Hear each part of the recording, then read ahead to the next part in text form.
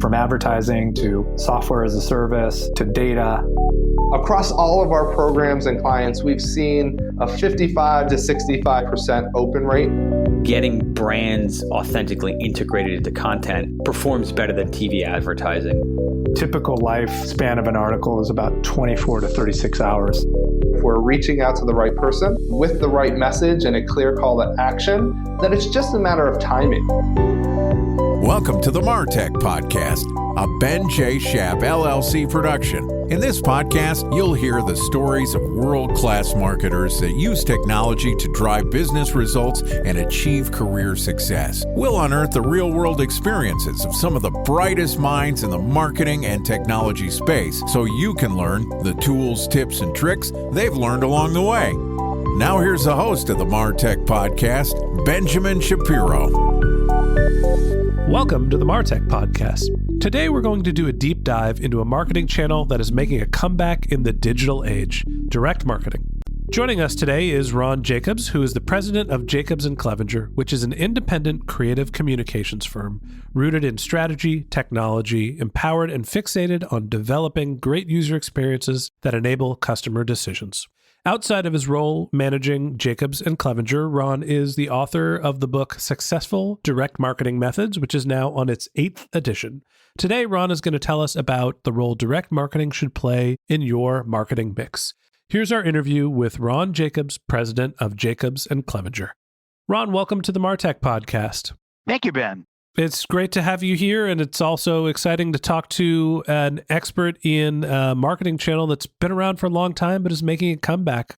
Let's start off by you just telling our audience a little bit about you and a little bit about what you do at Jacobs & Clevenger. Well, Jacobs & Clevenger was founded in 1982. Back then, there was no email, no internet, no MarTech. All of this has evolved. We were a direct marketing agency in 1982. Direct mail agency, to be quite honest, because that was the main tools of our trade. We used a lot of telemarketing, but undercurrent of all of that was data. And data and analytics was where my firm really got its start. I personally have been working in direct marketing since the late 70s.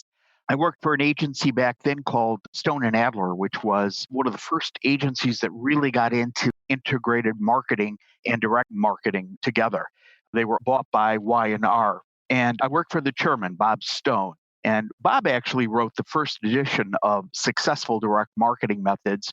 And after he and I started working together, I jumped in and started working with him on future editions of it. Then, as I said, I left and started Jacobs & Clevenger in 1982. And we'll talk more about what we do as we go through the podcast. So you've been doing this for a long time, and you've sort of seen the development of what you consider to be direct marketing, moving beyond just mail and telemarketing, like you said, but the use of data and analytics to reach customers on a one-on-one basis. Tell me a little bit about how you define direct marketing as it exists today.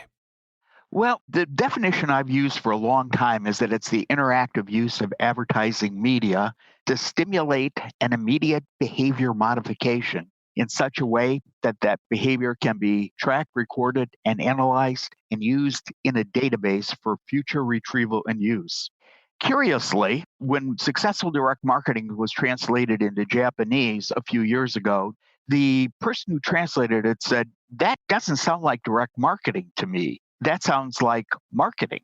And he translated the title of the book as The Marketing, which actually was kind of eye-opening for me too.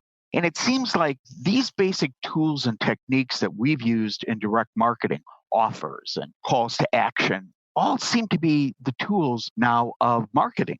And I think the evolution of direct marketing, to your point, is that it started, it didn't trend for a long time, and now it's really evolved into basically what all marketers do. So give me the definition that you mentioned one more time. It sounds like that's an important passage in your book. Let me hear it one more time. It's the interactive use of advertising media to stimulate an immediate behavior modification in such a way that that behavior can be tracked, recorded, and analyzed and used in a database for future retrieval. Okay. That is probably closer to the definition of what I would call digital marketing these days, but I guess it doesn't have to be specifically digital. You can still track offline behaviors, although it's a little harder. Frankly, for 100 years or more, that's what direct marketers have done. And since the development of punch cards in the 1950s, which was the early stages of database marketing, and then when we got real databases and were able to now build this information technologically, we've really done exactly that. So the offline online divide isn't such a big divide for me. In fact, I see these less divided today than ever. It's interesting. We've done a couple interviews talking to people about how to track offline efforts. I guess the question for me, with your definition of what direct marketing is, what is not included in that definition that is still marketing? It's a subset of marketing going direct to someone. What isn't direct marketing? I think it's pretty clear to me that most public relations is still not direct marketing. Most advertising, particularly advertising that marketers hope will build awareness, I don't think that's really direct marketing either. I'm not saying I'm anti-brand. I love brands and I do believe we should build them. But to try to track or analyze or optimize that kind of behavior, brand awareness, I think that's where marketers start to fall down a little because not every behavior can be tracked and analyzed. I guess maybe the way that I would simplify your description of direct marketing is direct response marketing, right? It's taking on a marketing effort and capturing data with the hopes of being able to analyze something related to a conversion. We use that an awful lot when we talk with clients because, frankly, most of our clients are trying to convert. They're trying to either generate leads or they're trying to make a sale. They're putting information out there and they're now hoping someone will click or respond or do something. The only issue I have with direct response is that in direct marketing, we've always had other divides within the field. So we always call telemarketing or teleservices, as they like to call it today. But direct response actually became a moniker for DR television, direct response television. So when a direct marketer hears the word direct response, they immediately think of infomercials or 2-minute spots. Yeah, something with a call to action. Yeah, it's television with a call to action. That's the only reason I don't think of it. But I think when I talk to clients, we talk about generating response quite a bit.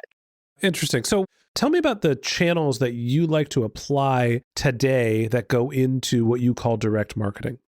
Well, I would be fibbing if I didn't say we still do a lot of direct mail. We do. But we have clients that are in particular fields where direct mail still works for them.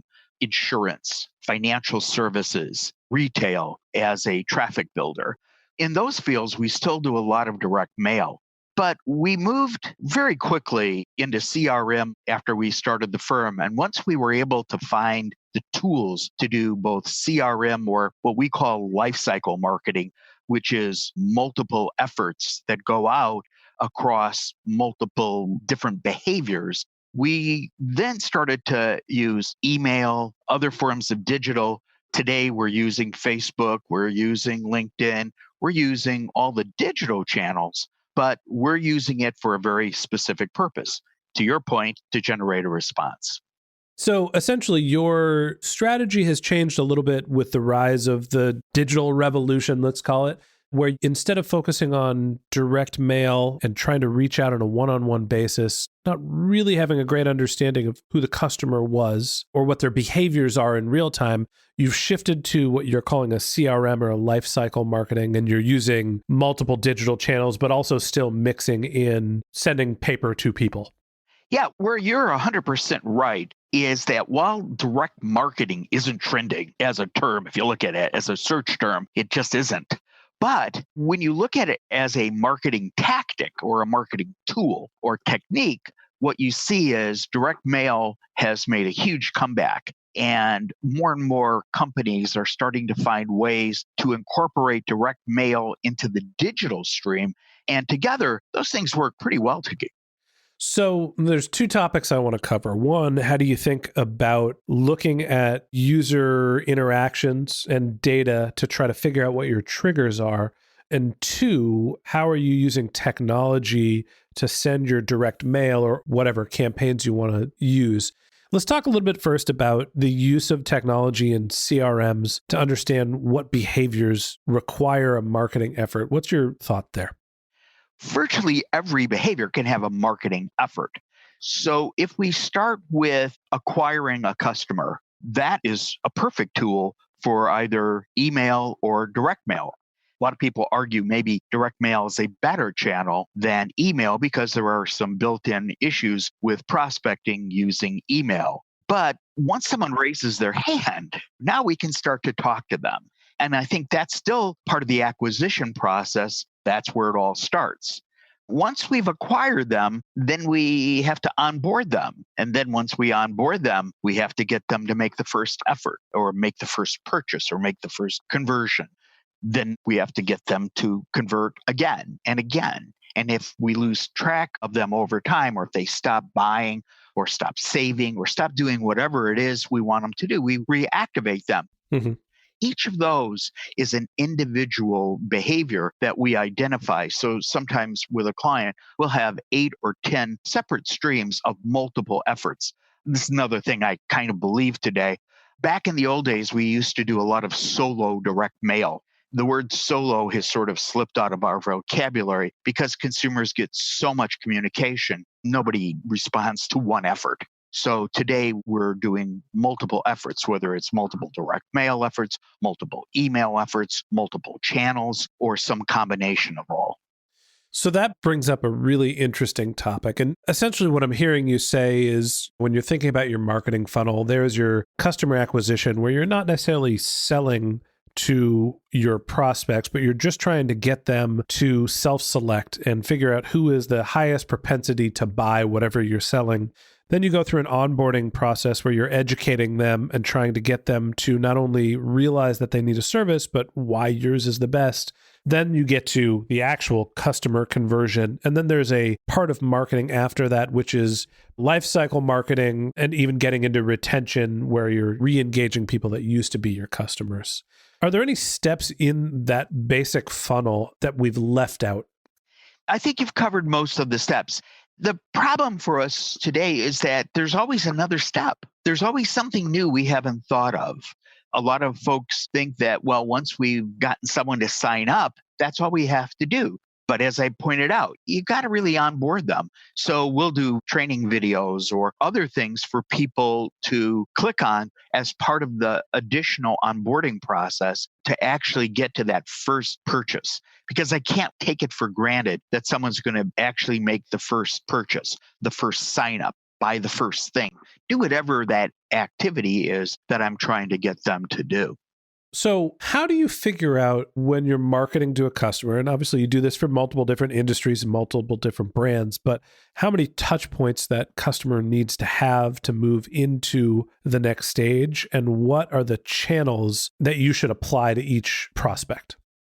There's 3 or 4 dynamics that we have to look at. First of all, what's the end goal? What are we trying to get people to do at the end? So that's going to tell us right away how much we can afford to spend, because once we know what the end goal is, we can start to calculate what the return on investment is. This is something about direct marketing that has been true since the earliest days. Direct marketing was an entrepreneurial business. So when a direct marketer looks at a marketing problem, we see a business problem because the business is really what we're trying to affect at the end. So when we look at it as a business problem, we start to say, what's the goal? What's our objective? How much revenue are we going to generate? That starts to tell us what we can afford to do in the meantime. And then we start to lay out our efforts and the number of efforts, and frankly, even the channels that we can use. So it really starts out with the process of knowing what we can afford to spend to create a customer that helps us to better understand what we're going to do. So as a rule of thumb, we use 3 to 4 efforts in each stage of the life cycle. And that's our starting point. Typically, we're going to mix direct mail and email if we can.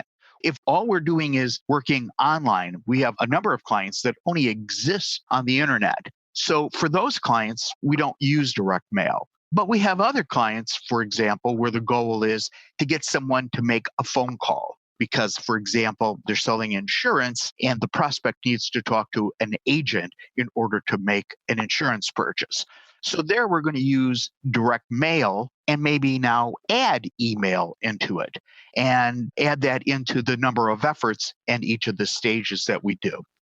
It's interesting. One of the things that I've noticed, and honestly, in my last full-time role, one of the things that we experimented with, it was a digital service. It was a dry cleaning and laundry delivery company.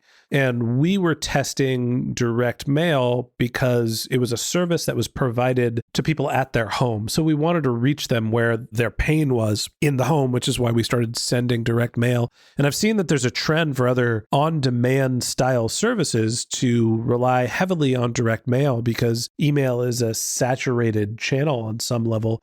Do you find that the responses for direct mail have improved recently? Are you seeing more digital services testing that as a channel? What we see is that by themselves, both direct mail and email are a little saturated. I know it seems odd because there doesn't seem to be as much direct mail. But if you look at your mailbox, you'd be surprised still how much mail you get. There are different segments of the market, typically by age, that we look at. Older consumers really still love direct mail. Millennials have started to adapt direct mail, despite the fact that they seem to live their lives in this digital world. It's the people who are a little more time-starved in the middle where we see most of our clients looking at digital channels more exclusively. But for us, as I mentioned, a lot of the time where we go digital only is where our client only exists there, where there is some sort of a brick and mortar component to it, like a delivery service, like a retailer. There we'll start to add in the direct mail channel. So you found that the connection going from offline to online, and by that I mean delivering a piece of direct mail and then trying to get someone to take an action in the digital world, has been more challenging than if you're sending a piece of direct mail, having somebody place a phone call, visit a store, doing something in the real world, not take a digital action. That's absolutely correct. That, I think, is really a very difficult part of the marketing problem today. Interesting. Talk to me a little bit about the messaging. Do you see that between delivering a digital message or delivering your message in sort of a real world scenario, a direct mail piece, do you find that the offers and the messages need to be different? No, the length needs to be different.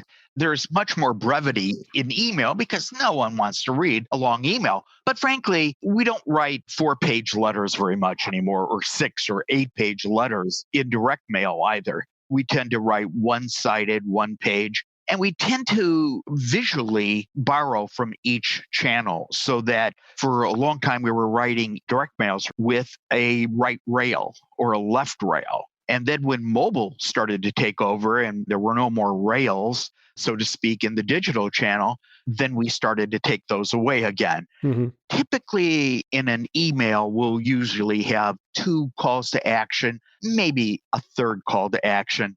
In a direct mail piece, we'll have at least 3 calls to action and usually a call to action in a PS. We've almost never used a PS in an email, but that's just a feature of the channel. It's something we've always done. We can graphically use subheads and headlines with direct mail, where once again, we don't do that as much in email. So we just write a little differently. Although most of our writers and most of our designers are designing both for the digital channels as well as for direct mail. Okay, I think that's really interesting stuff, learning the difference about marketing in the digital versus in the real world. And that's a great place for us to land the plane on this episode. So that wraps up this episode of the MarTech Podcast. Thanks to Ron Jacobs, the founder of Jacobs & Clevenger, for joining us. In part 2 of our interview, which we'll publish tomorrow, Ron is going to tell us a little bit more about how you can optimize your direct marketing campaigns. If you can't wait until our next episode and you'd like to learn more about Ron, you can click on the link to his LinkedIn profile in his bio in our show notes, or you can tweet him at Ron Jacobs, RonJacobs, or you can visit his company website, jacobsclevenger.com. That's JACOBSCLEVENGER.com. If you're a subscriber to the Martech podcast, thank you for being a member of our community. We always want to hear from you, so we created benjshap.com/question, where you can send us your marketing questions, which we'll answer live on our show. Of course, you can also reach out via social media. My handle is benjshap on LinkedIn and on Twitter. That's BENJSHAP. If you haven't subscribed yet and you want a weekly stream of marketing and technology knowledge in your podcast feed, in addition to part 2 of our conversation with Ron Jacobs, the founder of Jacobs and Clevenger, we've got some great episodes lined up over the next few weeks. So hit the subscribe button in your podcast app and we'll be back in your feed tomorrow morning. Okay, that's it for today. But until next time, my advice is to just focus on keeping your customers happy.